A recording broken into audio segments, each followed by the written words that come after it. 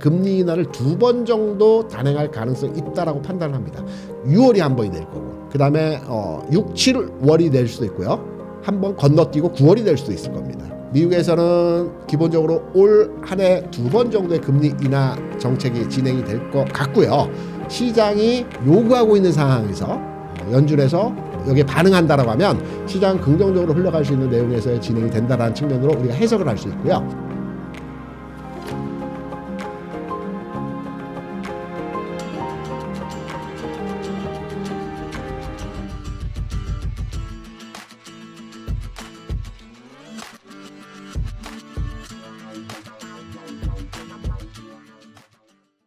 제가 응달책방에 출연한 지도 한 3, 4개월 정도 된 것 같습니다. 저는 주식 투자를 잘한다라기보다도 주시장에 오래 있으면서 시장의 방향성과 흐름들에 대해서 많은 경험을 했습니다. 그래서 우리 응달책방 애청자 여러분들께 제가 경험한 바를 오늘 이 시간을 통해서 상세하게 그리고 또 쉽게 설명드리는 저는 김대준입니다. 반갑습니다.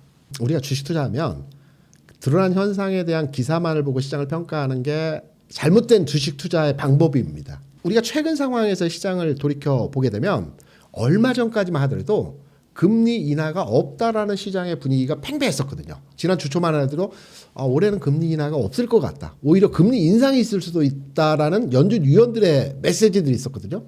그런데 불과 며칠 만에 물론 이제 그 실업률이 이제 우호적으로 나오긴 했지만 며칠 만에 그 연준 위원들도 그렇고 시장의 분위기는 금리 인하 기대감에 의해서 주가 상승이라고 얘기를 합니다. 이게 이제 시장에 드러난 현상에서 기사 내용이거든요. 근데 이 기사만을 가지고 우리의 시장을 평가하게 되면 일희일비합니다. 어떤 때는 시장에 대한 긍정적인 뷰로에 판단을 하는 거고 어떨 때는 시장의 부정적인 뷰로에 판단하는 거.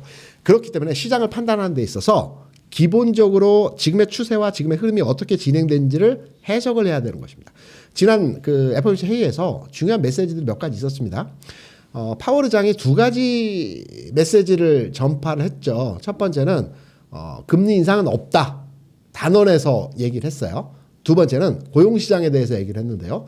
고용시장이 과열이 되더라도 기존에 우리는 갈 길 간다. 무슨 말이냐면 최근 내에서의 시장의 그 저해 요인이라고 한다면 고용시장이 굉장히 뜨거웠거든요. 미국의 경기 자체가 계속적으로 좋아지는 상태를 보여주었기 때문에 미국이 금리 인하를 하기가 좀 부담스러운 상황에서의 진행이었어요. 그렇기 때문에 파월 의장이 메시지가 고용시장이 뜨겁더라도 데이터를 보고 확인하고 이 데이터에 의해서 우리는 진행하겠다. 고용시장 뜨겁고 안 뜨겁고는 금리를 인하하고 인상하는데 기준점이 아니다. 요 메시지의 내용을 했습니다. 두 가지였죠.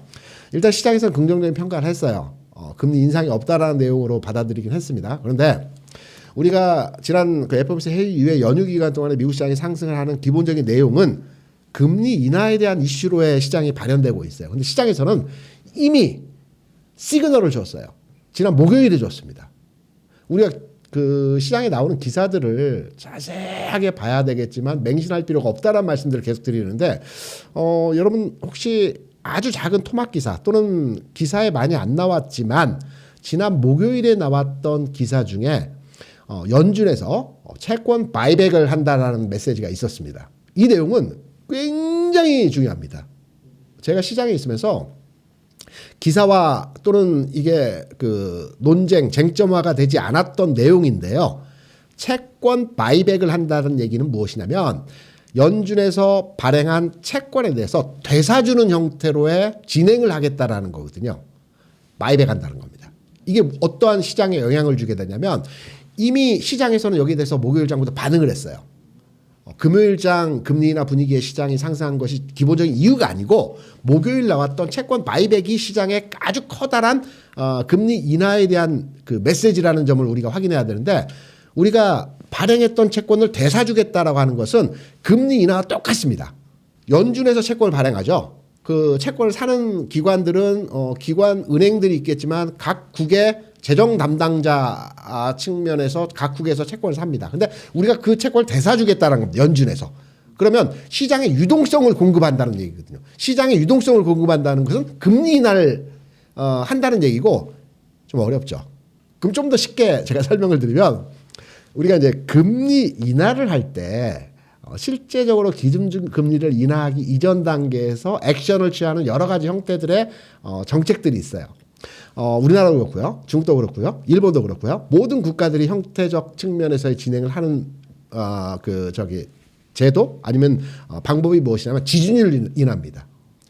그러니까 깊이 들어가면 어려운데 은행이 지급 준비율에 따라서 중앙은행에 예치하는 금액이 있습니다. 우리나라는 지급 준비율이 아마 12% 정도 될 겁니다. 그러니까 고객이 1억을 맡기면 1,200만 원을 꼭 가지고 있어야 되는 겁니다. 그리고 8,800만 원에 대해서는 대출을 할 수 있습니다. 1,200만 원은 한국은행에 맡기는 거거든요. 이 금액은 무조건 가지고 있어야 되는 겁니다. 근데 지준율을 낮추게 되면 은행이 맡기는 돈이 작아지죠. 지준율이 만약에 12%인데 8%로 낮춰지게 되면 400만 원에 대해서 추가로 대출할 수 있는 여유가 생기는 겁니다. 그래서 모든 국가가 금리 인하하기 전에 금리 인하와 똑같은 형태의 방법적 효과를 주는 내용으로 진행하는 것이 지준율 인하입니다. 그런데 미국은 발권 국가이죠. 기축통화 국가이죠. 달러를 발행하는 국가입니다. 중앙은행이 없습니다. 미국은. 일본이든 중국이든 한국이든 각국은 중앙은행이 있죠. 우리나라는 한국은행이고 일본은 일본 중앙은행이고요. 다 중앙은행이 있어요. 근데 미국은 BOA라고 해서 뱅크 오브 아메리카가 중앙은행이 아닙니다. 일반은행이고요. 연준이 패드가 중앙은행입니다. 그래서 여기는 중앙은행이 없기 때문에 지준율 인하를 안 합니다. 못 합니다. 중앙은행이 없기 때문에. 그래서 얘네들은 채권 바이백을 해주는 겁니다. 이 채권 바이백, 되사주겠다라는 게 지준율 인하와 똑같은 형태의 금리 인하 효과를 보여주고 유동성을 공급하는 겁니다. 이게 목요일 날 났거든요. 기사는 아주 귀퉁이에 작게 지준율 바이백 한다는 내용이 있었어요. 미국이 바이백을 다시 한 게 얼마 만이냐면 20년 만입니다. 클린턴 행정부 시절에 2000년도 초반에 클린턴 행정부 시절에 이때도 금리가 높았어요. 한 5.5% 기준금리 했었을 겁니다. 이때 시장은 지금과 아주 유사했어요. 금리를 내리기 이전 단계에서 바이백을 했습니다. 그러니까 한 20 몇 년 만에 지금 채권 바이백을 진행하는 거죠. 이 내용이 목요일에 나왔는데 시장에서는 크게 이거에 대해서 공론화 쟁점화하지 않더라고요. 근데 현장에 있는 채권 브로커나 외환 담당 딜러들은 이 기사에 대해서 굉장히 크게 반응했거든요. 그래서 이미 미국채 10년 수익률도 4.7%에서 4.5%까지 수직으로 내려왔고요. 그리고 여기에 또 하나 달러 인덱스, 그러니까 달러 강세 현상에서 급격하게 하락으로 진행된 겁니다. 이 바이백 때문에 그렇습니다. 근데 우리는 바이백에 대해서는 전혀 신경 안 쓰고 있던 내용이었고 시장에서는 공유가 안 됐던 부분이죠. 이 현장에 있는 사람들만이 이 부분을 중요하게 생각하는 부분인데 연준에서는 이미 지난 목요일에 연준 회의 바로 다음 날이었죠. 금리 인하에 대한 시그널을 보여준 겁니다. 연준 회의가 6월에 있고 7월에 있고 8월 없고요. 9월, 11월에 있습니다. 11월에는 미 대선이 있기 때문에 이때는 금리 인하 가능하지 않습니다. 그리고 FOMC가 대선이 11월 5일이고 FOMC가 11월 9일일 겁니다. 그러니까 현재로서는 금리 인하를 할 수 있는 기간이 3번이 있습니다. 저는 개인적으로 판단할 때 금리 인하를 2번 정도 단행할 가능성이 있다라고 판단을 합니다. 그 시점에서의 상황은 6월이 한 번이 될 거고 그 다음에 6, 7월이 될 수도 있고요. 한 번 건너뛰고 9월이 될 수도 있을 겁니다. 그래서 미국에서는 기본적으로 올 한 해 2번 정도의 금리 인하 정책이 진행이 될 것 같고요. 금리 인하가 된다고 해서 꼭 주시장이 좋은 것만은 아닙니다. 기본적으로 제가 여러 차례 말씀드렸지만 하지만 시장이 요구하고 있는 상황에서 연준에서 여기에 반응한다라고 하면 시장 긍정적으로 흘러갈 수 있는 내용에서 진행이 된다라는 측면으로 우리가 해석을 할 수 있고요. 연준에서 여러 가지 메시지가 나왔지만 기본적으로 시장에 변화를 주고 시장에 영향을 줄 수 있는 내용은 일단 금리 인상 없다는 내용이 가장 중요한 내용이고요. 그리고 그 다음 날 났던 채권 바이백이 시장 금리 인하의 시그널. 그러니까 단순하게 뉴스에서는 금리 인하 가능성, 이 가능성만을 놓고 얘기하죠. 근데 실질적으로 우리는 확인을 했어요. 바이백을 한다는 것은 저는 개인적으로는 6월 달에 금리 인하를 할 가능성이 높다라고 판단을 하고 있어요. 왜냐하면 채권 바이백을 진행을 했으면 시차를 6월 초가 FOMC 회의거든요. 얼마 안 남았어요. 한 3주 정도 남은 것 같은데 6월 달에 금리 인하를 한 차례 반응할 겁니다. 왜냐하면 실업률도 3.9%가 나왔죠. 안정됩니다. 이제 그 실업 상태나 고용 상태도 금리 인하를 할 수 있는 여지에서의 상황이 나타났어요. 실제적으로 미국 국채 10년 수익률 자체도 4.4 수준까지 내려왔기 때문에 인하에 대한 시장 반응이 어느 정도 진행이 됐다고 보고 있어요. 그러니까 6월장에서 금리 인하가 최초로 한번 단행될 건데 이때 시장에서 반응하겠죠. 왜냐하면 기다려왔던 금리 인하니까. 그래서 시장에 대한 전체적인 그 흐름에 대한 내용을 판단해 보게 된다면 저는 개인적으로 지금의 시장 상황에서 고점 돌파하면서 추세적으로 상승으로 진행되는, 그러니까 우리 같은 경우는 지금 고점 근처까지 와 있죠. 주시장 측면에서. 미국 같은 경우에도 고점 라인에 왔긴 했지만 아직 고점을 돌파하지는 못했어요. 이게 단기간 내에 이번 주 상황에서 다음 주 상황에서 돌파하는 흐름이 나타나기보다는 5월 22일에 엔비디아 실적 발표가 있습니다. 그리고 6월 초에 FOMC가 있거든요. 이 두 가지 이벤트를 전후로 해서 시장의 어떤 추세적 흐름에서의 반응이 나타나는 내용으로의 진행이 될 것이다.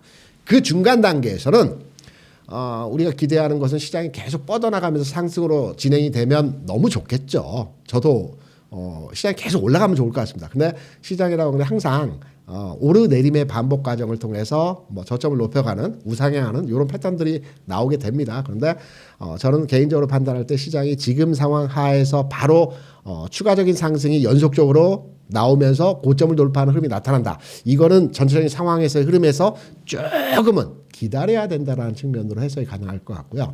그렇다면 시장 대응 전략과 종목에 대한 접근도 대략적인 윤곽이 잡히겠죠. 제가 판단하는 시점에서의 지수 상승 시점은 5월 말, 6월 초 전후로 한 시점에서 고점 돌파와 추세적인 상승에서의 흐름이 나타날 거라고 개인적으로 판단하기 때문에 이때 삼성전자가 지난 고점인데 85,000원 돌파할 거고요. 이때 전체적인 대형주 중심에서의 흐름이 진행이 될 거고요. 전체 시장은 이때 굉장히 폭발적인 지수회장이 될 겁니다. 반면에 지금부터 5월 말까지는 시장이 어떠한 그 상승 흐름이 나타나겠지만 오르내림의 그 기관화 과정에서의 진행이 된다면 종목 장세가 진행이 되겠죠. 그러면 당분간의 영역, 이번 주 다음 주는 대형주 중심으로 한 배팅 전략보다는 중형주급으로 한 종목 장세에 대비한 시장 대응이 필요한 지점에서의 흐름이다. 이렇게 전체적인 시장의 흐름을 판단해서 접근하시면 될 것 같습니다.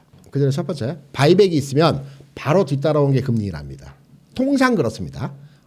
그리고 두 번째 질문을 주셨던 2024년 올해 하반기 시장에 대한 내용들을 어떻게 판단하냐에 대답은 일단 올해는 여러 기관에서 지수 2,800포인트를 보는 기관들이 많이 있어요. 그런데 삼성전자 얼마 전에 85,000원을 찍었죠. 제가 전전 시간을 통해서도 여러분께 말씀드린 바 있지만 삼성전자의 주가가 85,000원일 때 주가 지수는 3,000포인트 이상이라는 지점에서의 상황 설명에서의 말씀을 드렸습니다.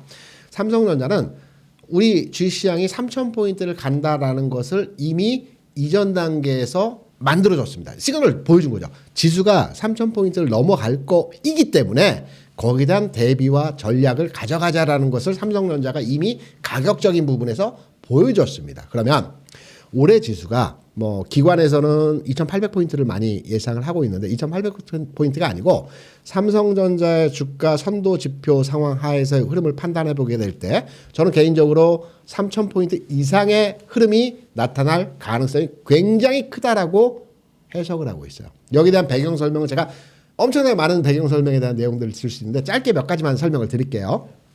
첫 번째, 경기 회복에 대한 시그널입니다.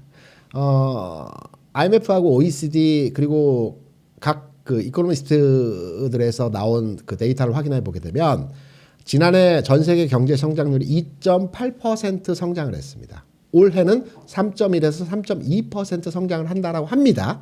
지난해보다 나은 글로벌리 경제 성장률의 내용을 예측하고 있죠. 그리고 지난해에는 선진국 중심의 경기 동향이 긍정적이었어요. 경제를 성장시켰어요. 선진국. 그러니까 미국, 유럽, 일본 같은 나라들이 경기가 좋았습니다. 지난해까지는. 올해는 생산 위주의 국가들의 경기 동향이 좋다라고 그 경제기관지에서 발표를 했어요. 생산 위주의 국가는 어디냐면 신흥국 중심의 한국, 중국, 인도 같은 나라들이에요. 그러니까 생산 기반한 글로벌 경기가 좋아진다는 얘기거든요. 여기에 부합하는 데이터의 내용이 한국이 올해 2.2% 경제 성장을 기록한다고 해요. 이미 1, 4분기 경기 성장률이 1.3% 나왔습니다. 지난해 우리 경제 성장률은 1.4%였어요. 그러니까 괄목할 만한 성장이죠. 그러니까 1.4에서 2.2가 뭐 얼마나 크겠냐라고 많이 생각하실 수 있는데 엄청난 성장의 흐름이 진행되는 것입니다. 한국, 중국, 인도 같은 신흥국 중심으로 해서. 여기에 대한 선제적 그 시장 흐름을 판단해 보게 되면 외국인 투자자, 그러니까 글로벌리 자산을 운용하는 집단에서 최근에, 그러니까 올해 들어서 주식을 많이 산 나라가 어디일까요? 우리나라 많이 샀죠. 우리나라 1, 2, 3월 1, 4분기에 16조 원을 샀어요. 그리고 뭐 대만도 많이 샀고요. 가장 많이 산 나라는 중국입니다. 중국 많이 샀다는 건 잘 이해 안 되시죠? 데이터상의 내용을 보게 되면 중국 증시에 대해서 2월, 3월, 4월에 걸쳐서 무려 40조를 샀습니다. 우리는 1, 2, 3월에 16조 샀죠. 그리고 4월에 좀 사는 형태의 모습을 보여줬고요. 그러면 중국 증시가 2, 3, 4, 이 3개월 동안 외국인 투자자들이 40조 규모로 매수를 했는데 이 부분에 대한 주가의 반응은 어떠했을까요? 우리가 중국 시장에 대한 최근의 상황을 많이 간과하고 있죠. 항생지수, 3대 지수 보면 항생지수는 최근 11일 연속해서 주가 계속 올라가고 있어요. 그리고 외국인들도 여기에 대해서 굉장히 반응하고 있고요. 심천이나 상해지수도 박스를 돌파했습니다. 최근 4, 5일 동안의 흐름에서. 흐름의 모습이 전반의 흐름이 개선되고 있거든요. 중국의 GDP와 PMI 지수가 2개월 연속해서 긍정적으로 진행이 되고 있죠. 그래서 해외 글로벌리 돈의 이동은 신흥국 중심으로 해서 지금 자산이 이동하고 있어요. 반면에 일본 증시에 대한 관망입니다. 그리고 인도 증시는 그동안 많이 올랐기 때문에도 있겠지만 아직까지는 외국 투자자들이 적극적으로 사지는 않고 있어요. 팔지는 않습니다. 신흥국 내에서 포트폴리오를 펼치고 있거든요. 한국과 중국 시장의 경기가 좋아질 거라는 측면에서 돈이 옮겨가고 있다는 겁니다. 데이터상으로 중국 경기가 좋아지고 있고 중국에서 정책적으로도 최근에 중국에서도 우리나라의 밸류 프로그램과 유사한 신국 구조라는 이제 밸류 프로그램을 얼마 전에 불과 며칠 2, 3일 전에 발동시켰어요. 그래서 금융주들이 중국 시장에서도 많이 올라가고 있어요. 최근 내에서. 그러니까 정부에서도 1조 위안의 특별 채권을 발행했고요. 3월에. 그래서 이 돈을 소비에 진작시키기 위해서 그 여러 가지 정책적으로 돈을 풀고 있고요. 그다음에 제도적으로도 밸류 프로그램을 작동시키면서 주가 부양을 시키고 있고요. 그리고 경기 측면에서도 PMI나 GDP 성장률 자체가 2달, 3달 이렇게 좋아지고 있는 형태에서의 모습이 나타나고요. 그럼 우리는 미국과 밀접하게 최근 내에서 수출 동향에서의 흐름들을 보여주고 있지만 기본적으로 중국 경기가 좋아질 때 우리 경기도 좋아지고 여기 주식시장도 상승하는 게 이전의 흐름에서 많이 보여줬던 형태예요. 그렇다면 중국 경기가 좋아지고 주식시장이 상승하고 글로벌리 자산 이동이 중국으로 일부 나온다라는 측면에서의 흐름을 판단해 보게 될 때 우리 시장이 좋아진다는 측면으로 두 번째의 흐름의 내용에서 판단할 수 있는 내용이라고 볼 수가 있겠죠. 여기서 반론을 아마 하실 거예요. 미국과 중국이 맨날 싸우는데 중국이 좋아질까요? 라고 반문하시는 분들이 계시겠죠. 그런데 제가 주식시장에 오랜 시간 있으면서 느낀 바가 딱 하나입니다. 경제 관료가 아닌 이제 정치적으로 중국과 미국이 항상 싸우기는 많이 합니다. 그런데 그 정치적 수장들은 항상 치고받고 싸우는데 그 물밑에서는 항상 교류를 해요. 최근에 여러분 기사를 보시면 미국의 그 대통령 다음으로 그 행정력에 있어서 가장 센 사람이 국무장관입니다. 블링컨 국무장관이 4월 말에 중국을 갔어요. 지난해 6월에 갔을 때는 시진핑을 못 만났어요. 이번에 가서 시진핑을 만났어요. 어떤 내용에서의 얘기가 오갔는지는 모르겠지만 넘버 2가 중국에 가서 여러 가지 얘기를 했다라는 것은 우리가 유추할 수 있는 게 중동의 평화 문제, 그다음에 그간의 중국과의 박싱되었던 부분에 대해서 또 원활한 관계에서의 흐름들, 경기가 좋아지고 미국도 경기를 좀 부양시켜야 되기 때문에 이런 부분들이 얘기가 오가지 않았을까라고 유추해서 판단하는 대목에서의 내용들입니다. 그래서 전체적으로 총평해서 말씀드리면 앞서서 연준회의 금리에 대해서 우호적으로 진행되는 바이백 등등등등 내용들이 앞으로 진행될 것이고 진행이 된 사안들이에요. 좋아질 거라는 내용이죠. 경제 성장률, 우리나라 지표, 그리고 돈의 이동 긍정적입니다. 그리고 세 번째는 이제 중국 경기 동향과 관련된 내용에서의 흐름들도 긍정적입니다. 그러면 지금은 주식을 사야 되겠죠. 먼저 들어가서 기다리느냐, 아니면 흐름을 바로 직전 단계에서 투자해서 수익을 내고 파도 타기를 잘해서 수익률을 극대화시키느냐, 요 두 가지 측면에서의 접근만 하시면 되는 겁니다. 기다리면 수익 납니다. 하지만 우리가 주식 투자는 뭐 경제 원론에 나오는 뭐 대표적인 얘기, 최소 비용으로 최대 효과, 효율적 자산 배분. 그렇다고 한다면 효율적으로 자산 배분을 통해서 최소 비용으로 최대 효과를 내야 되겠죠, 주식 투자도. 그런 측면에서 본다면 바로 직전에 들어가서 흐름을 타서 수익을 내는 게 주식 투자의 목적이라고 보고 있는 거죠. 이런 투자를 하셔야 되는 겁니다. 반도체가 가지 않고 우리나라 시장에 갈 수는 없는 것인데, 최근에 삼성전자와 하이닉스의 주가 움직임을 보게 되면, 삼성전자 예를 들어서 말씀드릴게요. 지수 2600포인트에서 7만 원대 출발해서 8만 5천 원까지 거의 15% 이상 주가 올라갔어요. 20% 가까이 올라갔죠. 그리고 이 주가가 7만 6천 원까지 다시 빠졌어요. 그리고 8만 1천 원 수준까지 다시 올라왔어요. 이 과정인데, 만약에 8만 1천 원, 8만 2천 원, 8만 3천 원에 삼성전자를 이전 단계에 샀다라면 내려오는 과정에서 마음고생, 올라오는 과정에서 원금 회복, 이 과정을 거치는 게 힘들지 않습니까?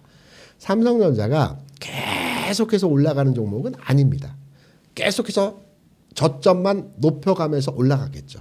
말씀하신 대로 반도체를 샀냐, 2차 전지를 사느냐, 이 맥락은 다소 제가 생각하는 시장을 바라보는 관점하고는 조금은 동떨어졌다라는 측면이죠. 무슨 말이냐면, 반도체를 사야죠. 2차 전지도 사야 됩니다. 근데 살 타이밍에 대한 문제인 거죠. 결국 올라가겠죠. 그런데 오늘 사서 내일이나 모레 주가는 올라가야 되거든요. 그런데 일부 올라가긴 하겠지만 추세적 흐름에서의 모습을 가지고 상승하는 진행은 앞서 말씀드렸죠. 5월 말 6월 초 지수 상승 흐름에서 전체적 시장이 고점을 돌파하는 흐름들이 나타날 것이다. 이때 반도체가 가겠죠. 왜? 반도체는 시가총액 비중으로 해서 삼성전자 하이닉스만 하더라도 전체 시장에서의 거의 20%에 육박하는 한 17, 18% 정도 되는 시가총액을 가지고 있기 때문에 당연히 반도체가 가면서 지수가 올라가는 과정인데, 제가 힌트를 많이 드렸지 않습니까? 지수가 올라가는 관점에서 시장 상황은 5월 말 6월 초가 될 것이다. 엔비디아, FOMC. 그렇다면 반도체는 가지고 있으면 되겠지만 효율적 자산 배분에 의한 투자 관점으로 보게 된다면 반도체는 현 시점보다는 약간 1, 2주 시점을 좀 뒤에 해서 사면 되는 거고요. 그리고 지금 시점에서는 중국 관련 민감한 내용에서의 상황을 말씀드렸죠. 외국인 투자자도 중국에 대해서 많이 사고 있어요. 그러면 첫 번째로 중국에서도 밸류 프로그램 작동시키고 있고 금융주가 올라가고 있어요. 우리나라의 밸류 프로그램 관련주 금융주들이 움직일 겁니다. 그리고 중국의 경기가 좋아지면 물동량이 많아지고 그 산업 생산의 이동이 많아져요. 조선주 사야죠. 조정 충분히 받았고요. 이번 타이밍에 조선주 사야 되는 거고요. 그리고 밸류 프로그램에 관련된 흐름에서의 종목들이 아마 중국의 영향하에 또 올라갈 거고요. 그리고 조금은 그 중장기적으로 판단한다라고 하면 저는 개인적으로 석유화학 관련주들, 뭐 대한유화, 금호석, 롯데케미칼, 그리고 철강주들 아직 안 움직이지만 바닥권에 있는 이러한 종목들의 흐름이 개선되는 현상에서의 모습이 진행이 될 것이다.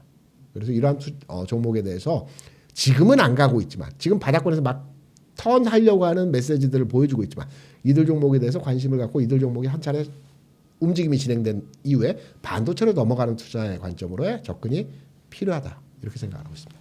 조심해야 될 건 다른 게 아니고요. 시장의 전체적인 방향성은 긍정적으로 판단하기 때문에 소외주소, 뽀모, 시장 좋아요. 근데 내가 가지고 있는 종목이 다음 순번이에요. 다른 종목들 가는 거 보고만 있는 상대적 박탈감, 올라가겠지만 궁극으로 올라가겠지만 순번이 4번, 5번째 미뤄져 있다.